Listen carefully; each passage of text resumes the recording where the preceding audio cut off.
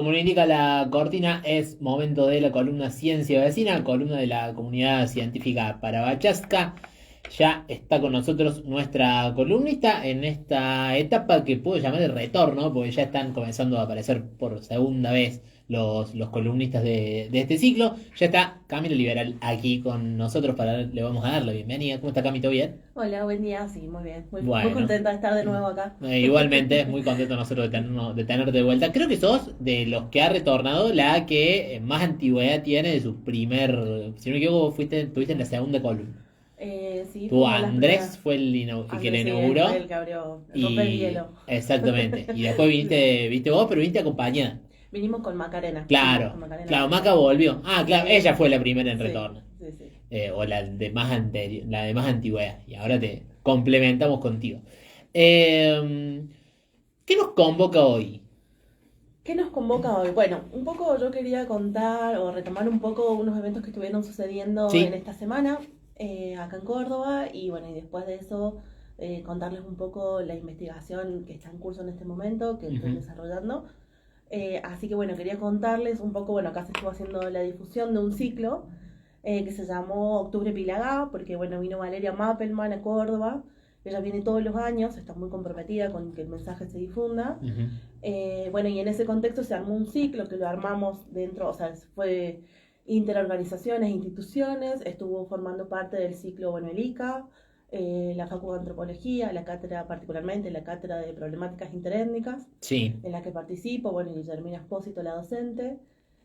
También se estuvo en articulación también con la Facu de Comunicación Social, ahí la cátedra de Psicología Social, que son los que regularmente siempre le invitan a Valeria a proyectar el documental para sus alumnos y después nos fuimos sumando otros actores más. Bueno, el Museo de Antropología, un poco, así que bueno, el ciclo empezó el miércoles justamente en el museo, Sí. con la proyección del documental, que un poco a veces la pregunta de algunas personas como otra vez, el documental tiene 15 años, ¿no? Y como, bueno, sí, otra vez, vos me podrías contar qué pasó en octubre del 47, vos podrías contarme de qué se trata la masacre de Napalpí, Rincón Bomba. Y entonces es como, claro, claramente este documental Sigue siendo una herramienta necesaria sigue siendo material indispensable para.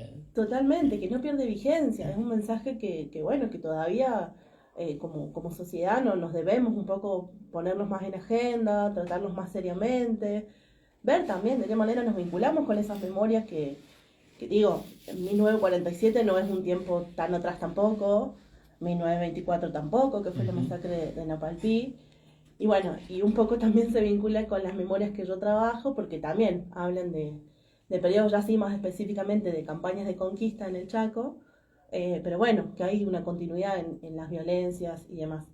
Y después el ciclo, bueno, ese día en el museo el debate estuvo bien interesante porque un poco lo que se discutía, o sea, el día miércoles, la El discusión 4, es recordemos. 4 4 de julio. exactamente.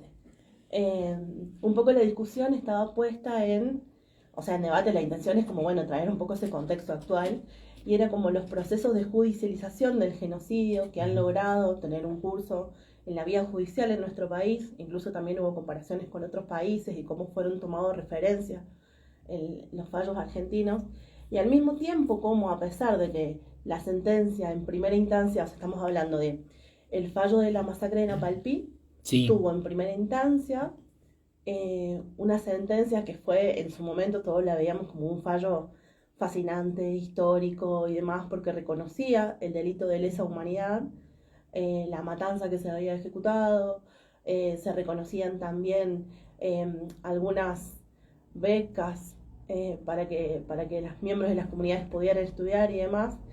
Y después, claro, inmediatamente, obviamente, fue como, che, pero esto comparado con sentencias en el marco de derechos humanos, como por ejemplo en la última dictadura y demás, la sentencia fue claramente de algún punto bastante discriminatoria, porque no hubo resarcimientos pecuniarios, eh, también no se reconoció el genocidio como tal, o sea que fue la misma federación la que apeló esa sentencia, y después cuando el Estado vuelve a dictar una sentencia relativamente favorable en esa dirección y reconoce el genocidio en vez de delito de lesa humanidad, que ahí, bueno, la diferencia, por ahí para quienes no saben, el genocidio en sí tiene la intención o sea, es dirigido hacia un grupo particular, como fue en este caso la comunidad Pilagá, Sí. en Chaco, en Napalpí y en Formosa, en Rincón Bomba en el 47. Ujú. O sea, es una matanza dirigida con la intención de exterminar a un grupo particular, que fue en este caso el Pilagá. En cambio, los delitos de lesa humanidad es cuando las matanzas son indiscriminadas. O sea, puede ser a cualquier persona. Claro, sí, sí. Exactamente. En Hay cambio, una, hay una diferencia de categoría importante. sí, muy significativa. Entonces, bueno, actualmente hoy la sentencia se encuentra en la Corte Suprema de Justicia y un poco lo que contaba Valeria Mappelman, a que acompañó además de con el documental, que muchos de sus testimonios fueron usados, los crudos fueron usados como prueba en el juicio, lo cual también como que rompe un poco con lo que se conoce como medio probatorio, porque bueno, muchos de los testigos habían muerto, entonces era una forma de traer esos testimonios a los juicios, por eso se hizo con los crudos y más y no con el documental, que bueno, que lleva todo una performance. Pero bueno, fue como novedoso en varios aspectos, pero aún así no terminaba de suplir, sino como incluso de seguir marcando esa diferencia, Claro. de seguir marginando. Sí, necesitas algo que sea medio de raíz para poder Sí, suplirlo, porque si no, no lográs, no vas a llegar nunca. Necesitas algo que sea totalmente contrapuesto. Si no, totalmente. no hay paliativos ahí. No hay Exacto, medias tintas. no hay Claro. palmadita que sopese tanto. Sí, sí. No, y además un poco, bueno, Vale contaba que ese documental fue el resultado de un pedido particular de las comunidades de que la Ujú. gente conociera esta historia. También por eso no pierde vigencia. Por eso yo estoy convencida que lamentablemente, ¿no? Por muchos años va a ser un documental que no va a perder vigencia, porque también invita a discutir un montón de otras cosas. Otro de los debates que se dio el día miércoles fue como, bueno, pensar, o sea, ¿son las vías judiciales vías para resarcir daños tan profundos, tan históricos, digamos? O sea, a mí me pasa particularmente, yo trabajo en Salta, en el este salteño, en Rivadavia Banda Sur particularmente, y cuando yo llegué una de las primeras veces, obviamente uno llega y como con referencia el referente de la comunidad, el cacique, gente más organizada, políticamente más organizada, lo primero que me decían era como, queremos que esto sea una demanda, queremos que esto llegue a algún juicio. Y realmente no sé cómo, o sea, obviamente que las decisiones no es mía, digamos, ni de nadie, pero sí un poco poner en cuestión si realmente la vía judicial termina siendo reparatoria o termina perpetrando formas de violencia desde el Estado. Y además eso, Valeria contaba que en el camino se fueron muriendo los testigos, hoy actualmente no hay ninguno vivo de los sobrevivientes que habían quedado, Sí, y fue muy doloroso para ellos ver como sí, pero no, sí, pero un poquito, claro. sí, pero no tanto. Entonces ella decía que bueno, que finalmente para algunos había sido incluso más doloroso aún el proceso del juicio y al mismo tiempo reconocer que el hecho de estar sentado frente a un tribunal y poder contar la historia y ser escuchado de alguna manera por el Estado era de alguna manera también reparatorio. Entonces como que tiene ahí esos matices, esas Sí, cosas. esa Sí, dicotomía. tal cual. Sí, que no sé si es tan dicotomía, o sea, sí, yo diría un contraste, pero es como, sí, es como te reconozco el derecho, Pero, sí, tal cual, pero bueno, derechito, sí, sí. sí. Eh, Bien. Bueno, poniendo ahí un poquito la perspectiva histórica sí. del tema en sí de la columna. Eh, Sí, que en realidad, claro, nunca terminé de contarte. El ciclo se llamó Octubre Pelagá, Memorias y Territorios, porque el jueves continuó en la Facu de Comunicación Social a la por mañana. claro, el marco ya de lo que fue la Exacto, Bienal. exactamente. Bueno, y ahí también estuvo re lindo porque el público, bueno, era mucho más joven, claramente. Ujú. Todos estudiantes con un montón de preguntas e inquietudes que estuvo buenísimo. Bueno, ¿Notaste eso? sí, Se sí, fue. percibió el interés Sí, o de... sea, yo diría que más que interés fue la sorpresa de decir, ¿en serio esto pasó en nuestro país? Claro. Yo vi Sí, más porque eso. recordemos, como lo mencionabas al principio, estamos hablando de un acontecimiento del cual el registro Sí, histórico es casi nulo. Entonces, sí, sí, en la memoria colectiva en no está sí, sí, instalado. no está Sí, instalado. sí, sí, obviamente que hay quienes lo reivindican, sobre todo el colectivo de la Federación Pilagá, algunas organizaciones, algunas ONG. Hoy se está nombrando un poco más, pero bueno, aún así. Pero hay que continuar trabajando eso. Sí, Sí, sí, sí. sí. Yo creo que este ciclo seguirá vigente en la medida que se pueda, el tiempo que sea El tiempo que sea necesario. necesario. Sí, sí, tal cual. Y bueno, y después por la tarde, la actividad continuó en el ICA. También, bueno, ahí. Acá sí, ya para un nicho más, Sí, sí. más especializado. Pero bueno, también estuvo lindo porque participaron gente de las carreras de música, entonces bueno, también tuvo como otros matices, otras cosas, porque el documental también tiene algo de canto y demás, entonces bueno, Ujú. nada, fue. Y el cierre de la actividad del ciclo fue el ECOPI, el Carlos Paz, porque bueno, eso también vale decir, parte de, parte de la investigación de la masacre de Rincón Bomba particularmente, fue llevada a cabo por Lionel Bravo, Ujú. que bueno, él está en el copy, en el programa de Villanos, bueno, que si está escuchando le mandamos un saludo, comunicador social, y bueno, y él también tuvo un trabajo muy importante, de hecho, a través del trabajo documental que hizo Valeria y Lionel también, que hacía un trabajo más de relevar los periódicos, de cómo eran relevados, cómo eran vistos las figuras indígenas en los medios de comunicación, eh, pudieron descubrir el nombre de la matrícula del avión que salió desde Buenos Aires, desde Palmar, o sea que era una orden nacional, a disparar a los indígenas que se iban huyendo de las matanzas que se estaban Claro, sí, ejecutando sí. por tierra, digamos. Tremendo, Tremendo, fue tremendo. tremendo, porque solo estaba el nombre de la patente. Entonces, bueno, se ponen a indagar un poco más, encuentran que esa patente, bueno, pertenecía, que salió del aeropuerto de Palmar y no sé qué, y alguien había agregado en el archivo, como participó también de algo así como de operaciones indígenas. Entonces se fueron hasta el archivo a averiguar quién era la persona que había hecho esa aclaración y dieron con el piloto del avión. Y Lionel tuvo el coraje y la valentía de ir a entrevistarlo personalmente y el mismo piloto le entrega unas fotografías y esas fotografías son las que finalmente se usaron para probar que él formó parte. Entonces la causa inicia primero en la vía penal contra el piloto del avión, que era el único sobreviviente de los que se sabía que Sí, habían sí, de los participado. partícipes del... Exactamente. Impresionante. Sí, después finalmente muere impune, obviamente el proceso quedó ahí bastante trabado. Ujú. Pero bueno, Lionel, de acá de Carlos Paz, o sea, él es de Buenos Aires, pero vive en Carlos Paz, Sí, fue el que hizo esa el entrevista, que hizo consiguió esa- las fotos y bueno. Impresionante, impresionante laburo. Y nada, me quedo primero con el laburo, el coraje de Leonel para entrevistarlo. Y también me genera curiosidad por qué el piloto le dio la foto. Y ¿Por porque qué no le sabía que Lionel facilitó? era Lionel. Supongo que uno, a mí también me pasa Pero un si vos estás poco. yendo, si el tipo sabía por qué le iban a entrevistar.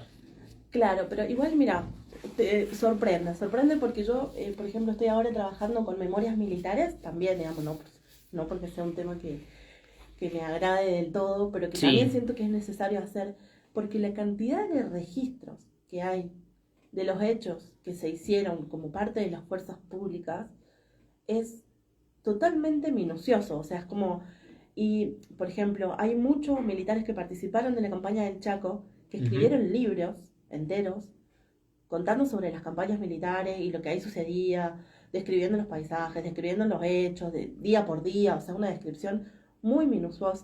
minuciosa. Y un poco el argumento que ellos ponen ahí como, bueno, en memoria de Ujú. los soldados que no han sido reconocidos héroes de la historia, como el caso de Roca. Entonces, en esa clave, por ahí, un poco en las memorias militares, aparece esta idea de que son esos héroes olvidados de la patria. Y yo creo que en esa clave fue Que que se animó a llegó, hablar, que claro, que habló. llegó Sí, llegaron ese tipo de actitudes. sí, Wow. yo creo que hay un poco eso, porque casi todos los libros son varios los militares que escribieron. Eh, En esa sintonía. no, claro, pero es que sí, yo tengo por lo menos 6 libros de militares que participaron de la campaña y que publicaron un libro contando los sucesos de una manera totalmente cruda. Sí, sí, desde una narrativa del héroe. Tal cual, tal cual. No, y además se marca mucho esto, los olvidados, los no nombrados, porque claro, de Roca se encuentran monumentos, pero ¿quién conoce a los que participaron en la campaña del Claro, Chaco? ¿quién es? Claro, Eh, alguien dio la orden.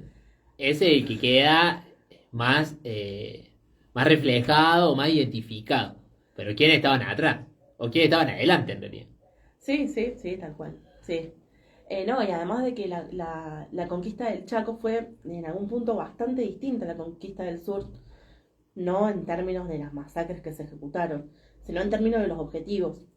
Las campañas del sur, o sea, los dos tenían los objetivos de incorporar esas tierras desiertas, entre comillas, porque claramente no estaban desiertas, Ujú. a la producción de un Estado que se estaba consolidando.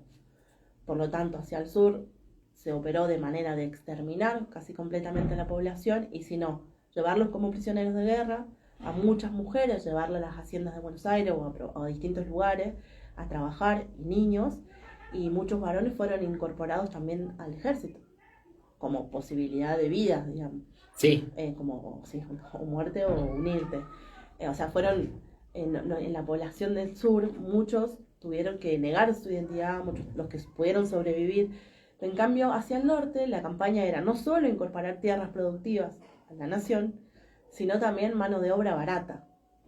Entonces, fue un exterminio muy grande a aquellos indios que según la juerga militar eran los indios sublevados, los indios enemigos, mientras que los indios amigos que querían que se subordinaban al orden de los ingenios azucareros, de los obrajes, de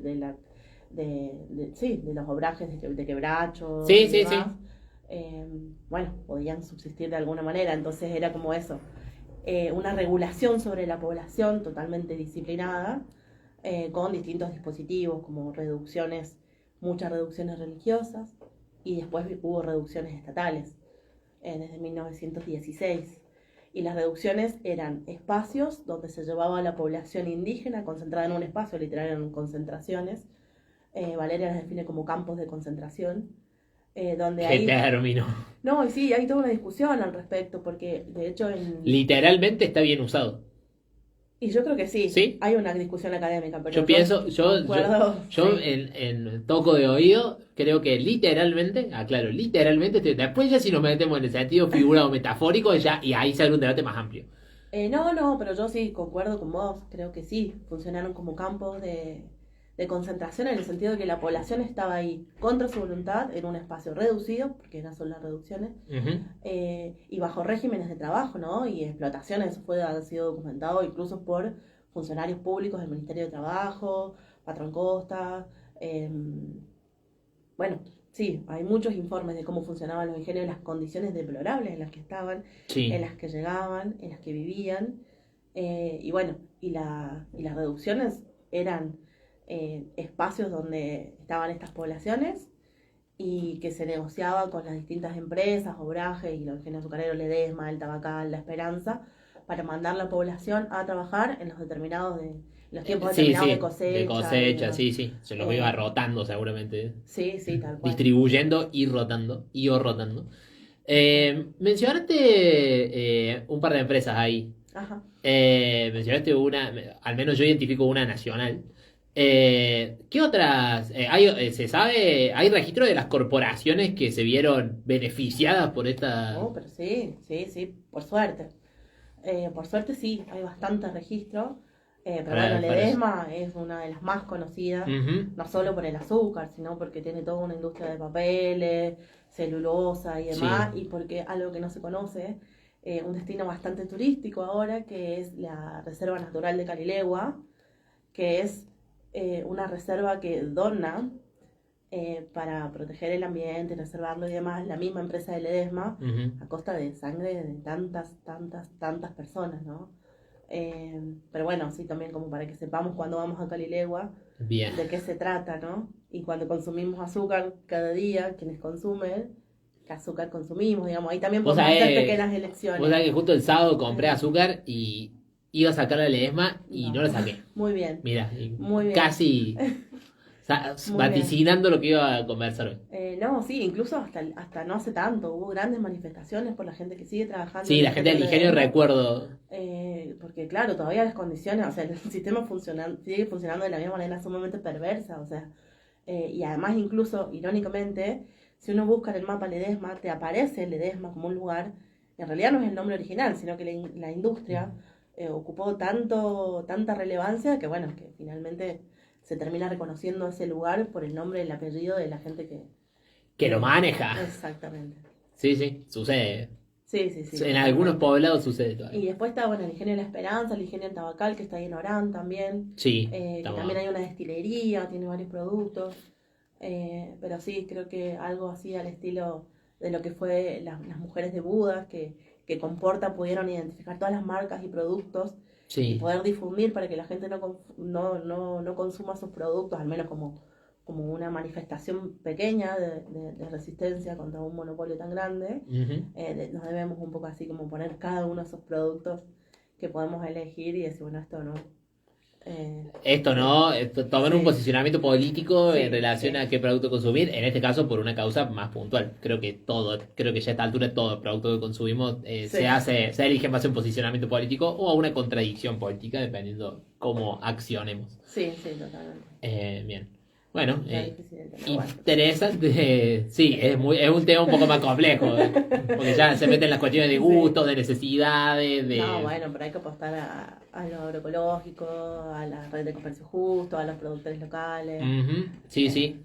Acá fomentamos siempre claro. eso. Bien, bueno, interesante temática hoy, esta retrospectiva que estamos haciendo aquí en la columna de hoy.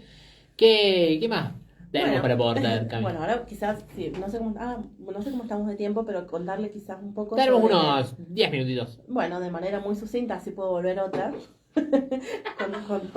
Pueden regresar a veces que quieran ustedes. Ustedes organícense que nosotros los lunes a las 11 los recibimos. Nos está pidiendo un montón igual. Pero sí, sí, de manera muy sucinta, mi trabajo de investigación actual tiene que ver con las memorias, o sea, yo lo titulé de alguna manera no, lo titulé Memorias que habitan el monte. Sí. Porque se trata en Rivadavia, Banda Sur, que en realidad...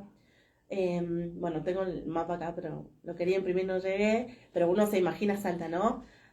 Hay una zona que le llaman la Triple Frontera, pero no la Triple Frontera internacional, sino nacional, que es donde está Salta, Chaco y Formosa, como esa pequeña parte donde se unen.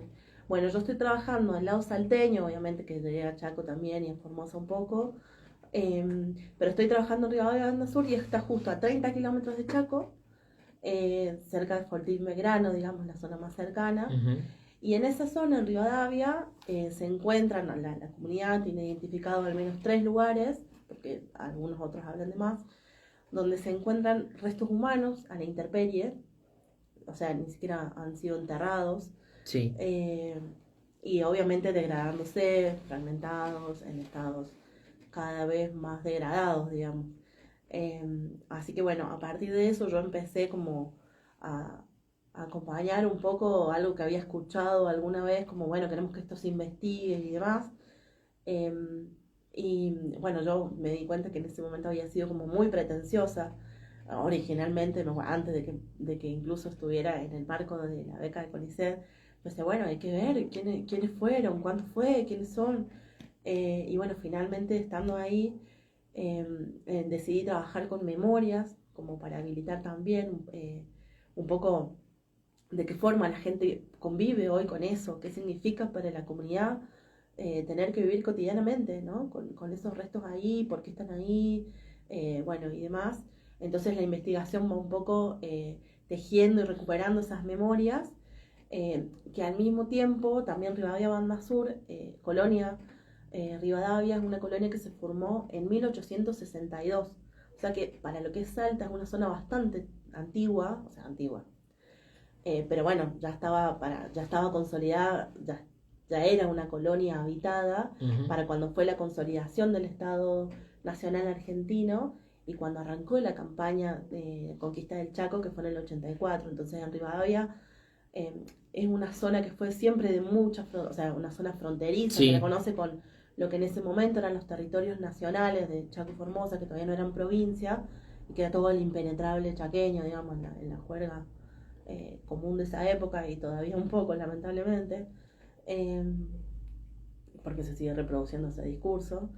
En esa zona, Rivadavia, en 1887 se constituye una comandancia militar ahí, y desde ahí se hacen varias operaciones varias bastante, durante muchos años.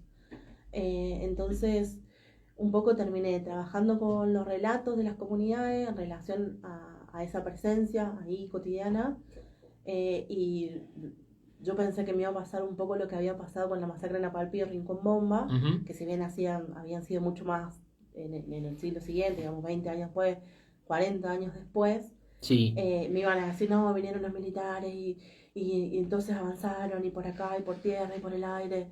Y no, me encontré con narrativas que hablan de violencias, múltiples violencias, de manera constante, con múltiples actores, militares, comisarios, criollos, y demás. Y entonces en esas narrativas que son difusas, que son fragmentadas en algún punto, pero al mismo tiempo complementarias, aparece, ¿no? Como que yo o sea, no lograba, como decir, no, pero no puede ser, tiene que haber, o sea, hasta que, bueno, mi directora me dijo, no, es que las memorias te están hablando de claro.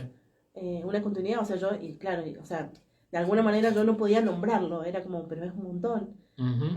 porque las violencias continúan, digamos, hoy cuando uno habla con las personas de la comunidad, eh, te dicen, nos han arrinconado, nos mataban como animales, nos perseguían, y en los registros militares dicen, no pudimos cazar al cacique tal, o no pudimos cazar a tal grupo, o sea, ese lenguaje así totalmente crudo, que uno dice, no puedo creer, y pasaron 110 años, o sea, es que tampoco tanto, ¿no? Ujú. Y además la campaña del Chaco, hay registros que bueno, ni hablar la masacre que fue en el 47, pero registros oficiales hasta 1930, incluso avanzada la década.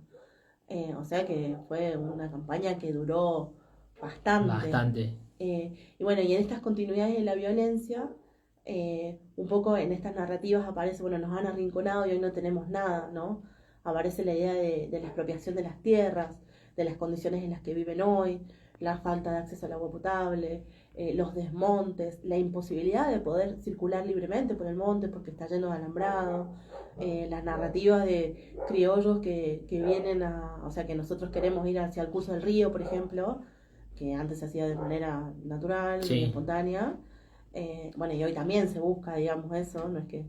eh, Sí, la recuperación del espacio.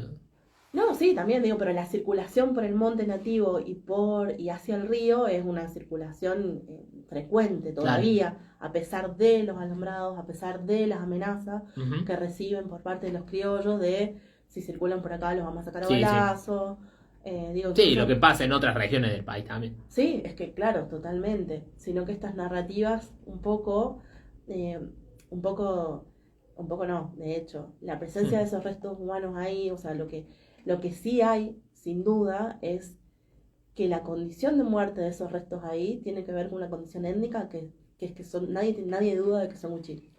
Claro. No tienen nombres, no hay fechas, pero sí se sabe que están ahí y que esos muertos, o sea, que lo que diferencia a esos muertos de los que están vivos es la etnicidad, que es la condición de ser huichil. Bueno, que es bastante fuerte decirlo así, pero bueno, que es así, digamos. Y al mismo tiempo esa potencia pedagógica que tiene la presencia de esos restos ahí, ¿no? Como esos Sí. restos que yacen acá, entre lo que diferencia la vida y la muerte, eh, y que tiene que ver con la condición muchista acá permanentemente. Algo que Rita Segato trabajó como la violencia comunicativa, cuando ella trabajaba con los cuerpos de las mujeres asesinadas en Ciudad Juárez, cómo la violencia se inscribe en el territorio, y en los cuerpos, y cómo esos cuerpos sirven como dispositivos de comunicación. Y un poco también esos huesos están ahí también narrando y comunicando de manera constante lo que significa ser Wichi hoy ahí también. Así que bastante triste en realidad. Eh, Sí. Y sí, pero sí. sí, Bueno, la bueno, historia es una cuestión histórica que me parece que es necesario también revisarla. Lamentablemente tiene este costado y son un poco las consecuencias, pero también es algo que me parece que requiere su revistaje. sí, Eh, sí, y al mismo tiempo también dar cuenta de cómo las comunidades se valen de distintas estrategias, ¿no? Ujú. Para estar ahí, porque siguen viviendo ahí. Sí. Son un montón, las comunidades Wichí es una de las poblaciones más grandes de comunidades indígenas del país. Eh, ¿Y cómo has podido conversar? Sí, claro, hace muchos Supongo, años que voy a las supongo comunidades. que, suponía que sí, pero ¿cómo, Desde el 2014 que estoy yendo. Bueno, hay múltiples. cómo te reciben? Primero y principal. Bueno, yo en eso quiero agradecer eternamente a las comunidades porque desde el día uno siempre fueron sumamente generosos con recibirnos en sus casas, compartiéndonos lo que hay, lo que tienen, llevándonos a recorrer el monte, su territorio, contarnos sus historias, no solo a mí o a nosotros cuando íbamos en grupo, sino también a quienes llevábamos, ¿no? También Ujú. había como una confianza en quienes viajaban Acá con hay una nosotros. persona en el estudio que está presente, Acá tenemos a que formó Kimei, parte. sí, formó parte, no, Kimei, su mamá, su hermana, su papá, son personas que han viajado al territorio y en distintas ocasiones. Ujú. Sí, sí, también nosotros trabajamos en el marco de distintos proyectos, entonces, bueno, eh, bueno, con Kimei viajamos a uno de los encuentros de mujeres que organizábamos en los territorios Sí. para que las mujeres puedan tener un espacio, pudiéramos tener un espacio de encuentro y poder compartir, ¿no? Cómo vivíamos, ¿no? Y organizarnos también. Ujú. Pero bueno, mínimamente un espacio sobre todo de escucha, que creo que es la deuda más grande que tenemos. Eh, Con esas comunidades. en general somos una sociedad que anda sin escuchar nada, de por sí. Pero particularmente a las comunidades les debemos mucha escucha, mucha escucha. Y ni qué decir de las mujeres dentro de las comunidades.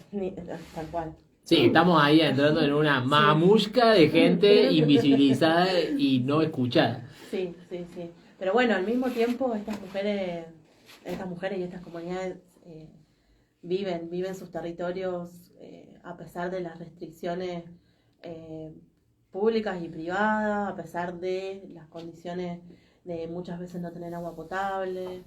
Bueno, ahora algunas comunidades, ahora no, a una comunidad en particular, no fueron tantas. A Ujú. Misión Chaqueña llegó el agua potable por suerte.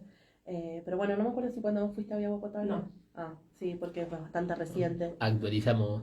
Sí, actualizamos esa info a una comunidad que igual es una comunidad bastante grande. Sí. Ya llegó el agua potable, pero hay muchísimas sin agua. Digo, no podemos seguir pensando en este tiempo actual. Sí, no, que no y se cuente que haya derechos un... básicos, los derechos básicos más humanos. Sí, que hay una Eh, comunidad. el acceso a la salud, a la educación, ni hablar, la educación bilingüe aparece en agenda y en todos lados, y cuando uno va a ver cómo eso, bueno, de hecho Rosa, que es una de las mujeres con las que hemos trabajado bastante, es maestra bilingüe y tiene 6 horas en la semana, o sea, en serio, y hace un montón de otras tareas Ujú. por fuera por remuneraciones bastante bajas, entonces Claro. bueno, aún así, aunque hemos avanzado bastante, bueno, o habíamos avanzado bastante en términos de derechos, Ujú. bueno, y ahora un poco, yo no te tiro ni una buena, porque encima ahora, Si hay, tiralas. no, sí, hay, claro que hay, pero lo vamos a dejar para un próximo porque estoy excediendo un poco, pero contar ahora que, bueno, que en estas narrativas, obviamente, como pasa en un montón de otros lados, el tema de la propiedad comunitaria de la tierra es una Ujú. deuda bastante importante, que fue, o sea, que obviamente en el 2006, si no me acuerdo, estuvo la ley de la ley de emergencia, perdón, para hacer el relevamiento de las comunidades y reconocer las tierras, Sí. que después se prorrogó, bueno, se cayó la prórroga ahora, y hay muchas comunidades que obviamente no se alcanzó ni a relevar ni el 50% de las comunidades que se encuentran sin un marco regulatorio que las proteja, digamos, Sí. y bueno, y expuestas un poco a las decisiones de los gobiernos o las no decisiones que habilitan a privados a avanzar Sí, sobre el avanzar territorio. sobre los territorios. Eh, Sí, algo que no le escapa prácticamente hoy por hoy ya Sí, a no, ningún, o sea, a ningún sector de la sociedad, independientemente del origen, de la clase. sí. Pero bueno, en esos casos siempre se entiende que se agrava todavía más. Sí, igual la ley de ordenamiento territorial, o sea, de emergencia, era particularmente para comunidades indígenas. Claro, La idea era identificar, reconocer esos territorios, relevarlos, reconocerlos sí. como propiedad comunitaria. De Ujú. hecho, se agregó un artículo al Código Civil que nunca se reglamentó, que era la propiedad, porque los derechos reales, digamos, los derechos de la propiedad son regulados y son esas figuras solamente. Entonces se logra incorporar esa figura al Código Civil y como nunca se reglamentó, nunca se aplicó, digamos, Ujú. de manera efectiva. De manera efectiva. Exacto. Bien. Comenta por el Instagram. Gracias por esta info valiosísima y por el servicio que ofrecen hacia las comunidades. Fica Multiespacio es la cuenta que lo comenta. desconozco quién maneja ese perfil, Vale, pero bueno, claro. le mandamos un saludo y gracias por aportar del otro lado de la pantalla. En este caso. ¿Algo con lo que alguna idea con lo que quieras darle ya cierre a la intervención, Cami? ¿O preferís ya reservarte para tu próxima visita? No, voy a volver igual, pero sí, bueno, compartir eso de que a pesar de los Luciana. hostigamientos. Saludos, Luciana. Hola, Luciana. Bueno, que a pesar de eso de los hostigamientos y de las formas, los derechos sumamente cercenados, las comunidades se valen de múltiples estrategias para evitar. Y nada, eso, una invitación a la comunidad en general, a la sociedad, a estar atentos, a una escucha, a no tener que estar siempre queriendo decir algo, sino simplemente escuchar. Muchas veces eso es una forma de resarcir a las comunidades que está a nuestro alcance, digamos. Bien. Sí. Bueno, Eso. que hay el mensajito y el mensajito para generar conciencia ahí en nuestros oyentes. Cami, te agradecemos la visita a Radio Tortuga. La verdad que quedó bastante por desandar. Sí. Claramente quedó ahí sesgado, que hay mucho todavía por seguir contando. Así que te esperamos en una próxima visita para poder, no sé si concluir, pero sí al menos darle continuidad a toda esta problemática. Perfecto. Bueno, muchas gracias a la Radio Tortuga que siempre nos hace el aguante y por este espacio, ¿no? También. Por favor, la verdad que De la estamos Universidad Pública y de calidad. siempre. Eso se tiene que hacer, hay que pasárselo a todos tus colegas que vengan y lo remarquen. Sí. La verdad que es un placer para nosotros tener a la comunidad científica Parabachasca aquí en el estudio. Así que los esperamos tanto a vos como a tus colegas cada semana. Bien. Muchísimas Bueno, muchas gracias por el aporte.